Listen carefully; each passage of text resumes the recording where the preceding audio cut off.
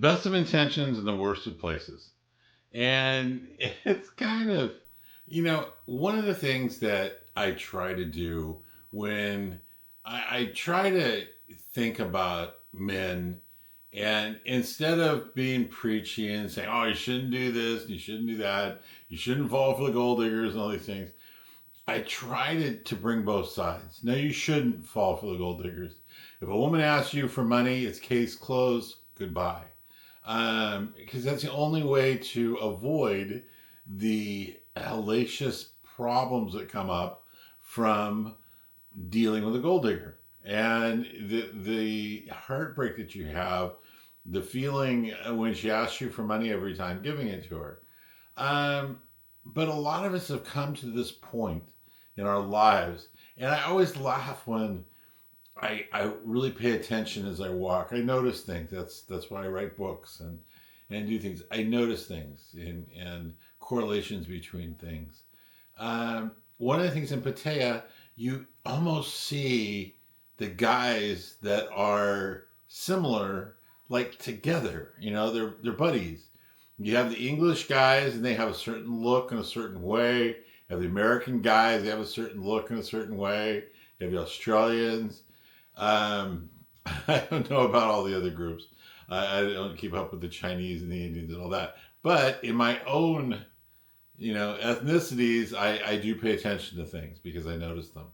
And one of the things, we've all come to a point to where we're in Pattaya. We've all gone through a very similar path to get us here. And we have to appreciate that path and kind of let it go to have fun. One of the things thinking about doing this video, I thought back, it's like, how many of us men fell into the same, I don't want to say trap, but how many of us fell into the same path? And, we got out of high school or college, we met a girl that just seemed to be different than all the rest, which usually for men, that usually means it's the best sex of his life. And she's very, accommodating for such things. But there's also a lot of feelings and everything else, and I won't take away from that. We fall in love. We meet we spend time with this woman, and she guarantees us that we're her knight in shining armor, and we're going to, provide her happiness for the rest of her life. And, we sign on for it. Yeah, sure, why not? Good sex, hey. And we work our asses off to provide her all the things she wants. Nicer houses, nicer cars, private school for the kids, all of these things.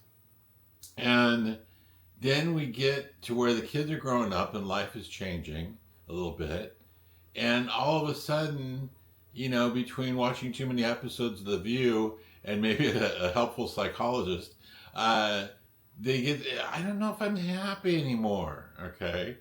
And it's like, well, join the boat. It's like, I haven't been happy since, we quit having sex 15 years ago. But, men are meant to take it. You don't break up a family because you're not happy, okay? I've joked with my sons a lot about this. I can honestly say I came to a resolution in my heart about my divorce. Luckily, my divorce was fairly amicable. We divided everything ourselves.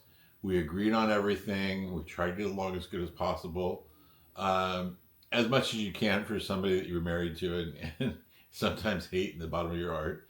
But my sons always would talk to me about it. It's like, Dad, you got through this really well. And it's like, just some things kill me, kids. It's like, the way I get through it is I worked my ass off for 22 years to give your mother everything. And I mean, she had everything. She wanted to build something, we built it. She wanted a different car, we got it. Whatever it was, she got. And I would just worked harder to provide it.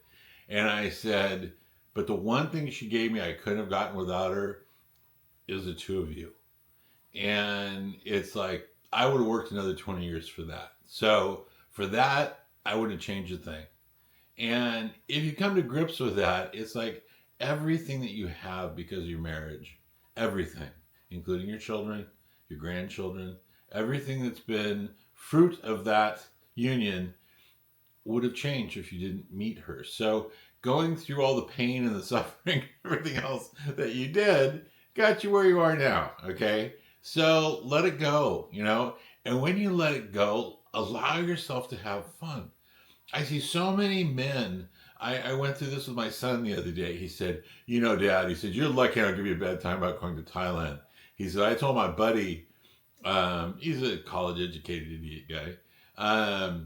And he his buddy was talking about, oh, those old men going to Thailand. Everyone knows what they're doing. And it's like, you know what? I'm a grown ass man. I don't need his permission. It's like, if I want to go, and as long as what I'm doing isn't immoral, which I completely agree with, if you go over there to date someone, you date a woman, an adult woman. You don't, you know, the whole thing, people kind of lump it all together and talk about children and women and everything else. No, you know what? I enjoy dating adult, you know, Thai women, 40 to 48 years old. I don't like American women because, you know, they don't age as well, but that doesn't bother me as much as their attitude. You know, they just are angry and they have like 16 different personalities you have to deal with.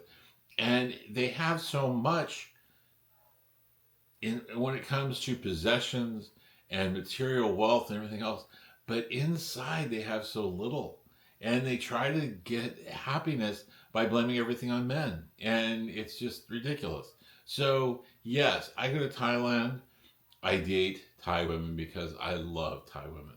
They're sweet, they're beautiful, they are very they really care. When you get a good one, I will say, I don't want to qualify and think, yeah, come to Thailand, just, you know, any woman. When you follow some guidelines, you can have a beautiful relationship with a woman. One of the first guidelines that men kind of screw up on when they come to Thailand, you know, the first thing they do is they've gone through this horrific life with this woman who acts like she hates them most of the time. They've gone through divorce. They've gone from living into a beautiful, or from living in a beautiful home to a single bedroom apartment or a little house or something. Uh, it's like I told my son. It's like, you know, I can. Women come and go. It's like, you know, I've had plenty of relationships through my life. I'm not gonna die because, you know, your mother and I didn't make it and got a divorce. I said, but when we were together, I drove a Dodge Viper and had a Harley Fat Boy. And it's like, women come and go. But when a man drives a Dodge Viper, that should be for life. He should never have to give that car up. Because it's like, you know, just in things when we were liquidating the assets, I could have bought it and kept it, but I never drove it, truthfully. You know, it was in my garage. I go out on occasion with it and feel, you know, great for a couple hours and then park it in the garage again. So it wasn't worth keeping and buying her half out of.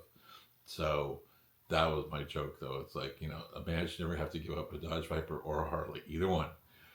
So when we come to, you know, Pattaya, the good intentions in the worst of places is really that. Men are very, you know, in a lot of cases, their heart's been broken. They haven't had a lot of experience since they're divorced. And they go into a place like Soy 6 to where the young ladies are in their 20s, absolutely beautiful, and they are masters at making men feel something. They spend their days sitting with men and learning little things. A woman in Thailand, a bar girl, she can, you know, touch your face with her hand, and the look on her face and the way she touches your face, it has as much reaction as another woman if she put her hands in much more delicate places. It does something to you. And you have to keep these things in mind. It's like the reason that you know, Thai women seem so incredibly special is where we've come from. When you come from feeling like you're not liked as well as not loved, no sex and all those birthday BJs turn into, after the years go by, the lady acts like she's embarrassed if she has to kiss you on the cheek or something for a photo. And but with these things, you have to realize where you've come from to where you've been. You also have to just take responsibility for it's your life. You know what? You spent, by this time in life, you're probably in your 50s, 60s, 70s, you spent a majority of your life pleasing other people. It's time to do what you want to do. And if you want to come to Thailand and you want to date women that are half your age, so be it. Whatever you want, as long as it's not illegal or immoral, you're fine. I don't care if people like it at home. I wrote an article about a video about telling your family you're going to Thailand, because it is. They go, oh, I've heard about that. And it's like, you heard shit. It's like, the people that go to Thailand, some guys go to Thailand to golf or sightsee or go backpacking. They don't even step foot in a red light district. I go and I date Thai women. I look for a girlfriend, and once in a while, I have to admit, once in a while I stroll down the wrong road or something, and bad things happen. But it's not bad things. It's just experiences, and that's what it is. But you have to, with all of this, you have to put yourself in the right position. All of us have those feelings, and the Thai women are just, the way they look at you, the way they smile, the way they're so playful and joking, that you feel like you've known them so long and you just met them in the bar. But you have to realize, like Santa Claus, it's a fantasy. They don't love you. You don't try to go in. If you want to date someone, you look for them on the bus. You look for them in the food court. You look for them on a water taxi. You look for them where they have time to talk to you, and they're normal women. They're not in the red light district, because girls like that are not the girl you want to take home to mama. Okay, you don't go to a brothel or a strip club and look for a girlfriend. No, you don't do that, because you would find a woman who's probably a gold digger. She's used to making a lot of money with her body, and if you took her out of that life, you would have to provide a lot of money for her body. And that's the same way. You're these guys on YouTube. It's like, oh, you took all my money, and it's like, okay, you went into a soy 6 bar. The girl's making really good money for Thailand, and then you fall in love with her, you think, and then you want her to quit her job to sit in a condo, which you're going to have to pay for, and pay her enough to make it worthwhile for her not to go back to the bar, and do all of this while you have to go home and work your ass off to support yet another woman who's not going to give you sex after a period of time. Learn from your mistakes. When I love on the dating sites, I go to Thai Friendly, and it's so funny. It's like older women follow the same playbook that younger women do, and they realize that how men are. I give them that. All men always are very much in a hurry when they start dating a woman, not the bar girls, but when they start dating a woman, like on Thai Friendly, they're always in a hurry to get to sex. And everyone knows that. It's common knowledge. It's the way we're made. And women are made to, push back a little bit to where it's kind of a balance between, you're not gonna wait forever to have sex and continue the relationship, and at the same time you're gonna get to know each other enough to where if you have a good woman that you don't want to let go of. And I love it on my Thai Friendly account, which I'm getting ready right now, or it's 2 months away before I go to Thailand again. And so I'm on Thai Friendly, and some of the women that are 50, 40, 50 years old, oh, we can become friends first. And I have a a photo, and I'll put it up here, that I made in ChatGPT, and it's this old customer, like old as dirt, and they're both sitting on, like, they're online dating, and they're both sitting on computers, and the woman is saying we can become friends first, and then we can, take slow walks and do all these things, and then we can start to date, and then, fall in love, and then, well, da, da, da, da, da. And the couple is like so old that they're not gonna make it through all that. And the guy in his comment, he said, "Are you sure we got time for this?" And it's true, it's like, I'm 64 years old. I'm not becoming friends first. I'm not gonna date. I'm half a world away to see you. Okay, there's some urgency here because I don't, I'm not gonna to take my time becoming friends and then date a little bit and then move into the other areas. Like, no, I don't think so. So, you have to kind of set your own pace. You have to know what you're looking for.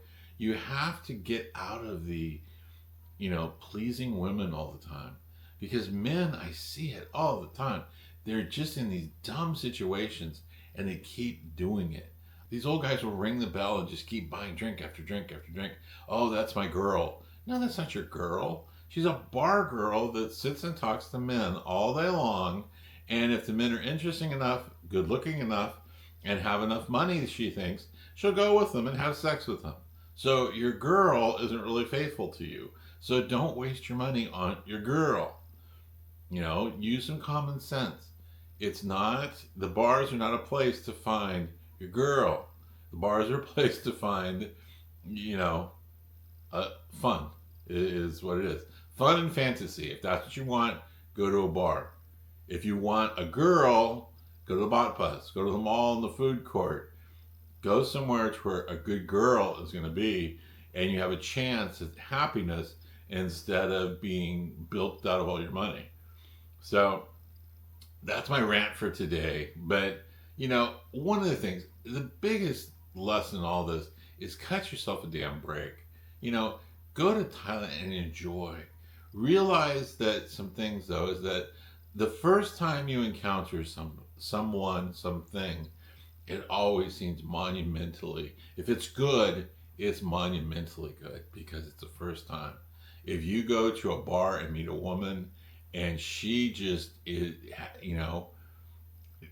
you feel a certain way about her and she seems to be perfect in every way, and you just go through and it's like, oh my God, I know she's a bar girl. I'm not going to say I'm in love with her, but it's like she left a lasting impression.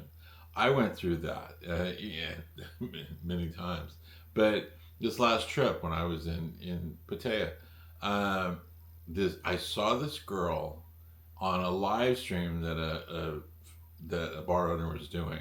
I saw this girl and her attitude. I mean, she was a pretty girl, but not, she wasn't a 10 out of 10. She's attractive. But just her attitude and the way she was and how funny she was, I thought, I gotta meet this girl, and I had a day, I was in Pattaya for 30 days, had a day where I really didn't have anything planned, didn't really have anything to do, and the thought of this girl popped in my head. I'm gonna go, I remember the bar, the gentleman's club she works at, I'm gonna go see if I can find her. So I walk in, and it was like meant to be. I'm walking in the door, she's gonna walk out the door, and we're almost running into each other. And this lady was everything I had anticipated. She was funny. She was sexy. I ended up, we ended up having drinks. Then we went upstairs. I was supposed to be upstairs for like an hour. And I don't want to make it sound like it was this, the guys who, oh, she didn't even charge me. No, it wasn't that. Just conversation and talking and laughing. We were up in the room for like 2 hours, and lightning did strike twice, but it was, it was very enjoyable, very fun. I had the best time, and even some of the people were kind of giving us a bad time about the time we've been in there. It's like, hey, aren't you guys done there? But it was amazing. It really was, and it started getting close to the time I'm going to head back home. I want to go see her again. I went in the second time, and it wasn't nearly. It was just everything. I was expecting it to be like the first time, and nothing compared. I mean, it was fine. There was nothing wrong. I couldn't put my finger on anything. It's just that feeling wasn't the same. The way she acted and how funny she wasn't the same. I don't know if the first day she had a lot to drink, second day she didn't. I don't know. But it was different. And, you're going to find that. If you go with a girl and you break up with her, okay, and you see her again, you're going to find that there was a reason you broke up with her in the first place.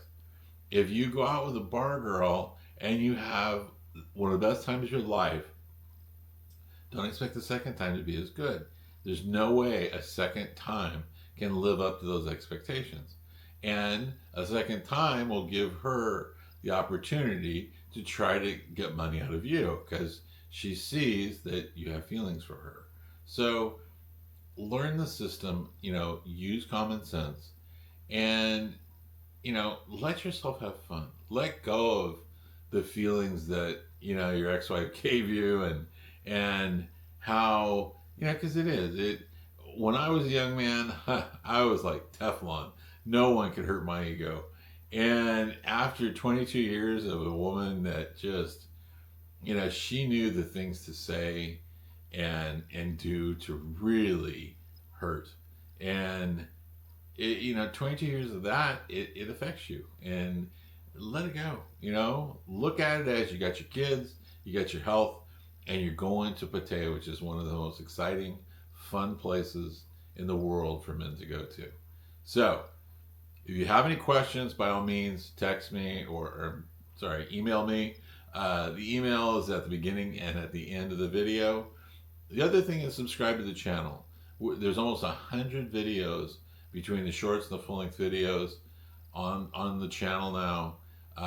And subscriptions really help in the process with YouTube. So if you're interested in my book, you can order that at Amazon.com, looking for Love in Thailand. So I wish you well and good luck with everything.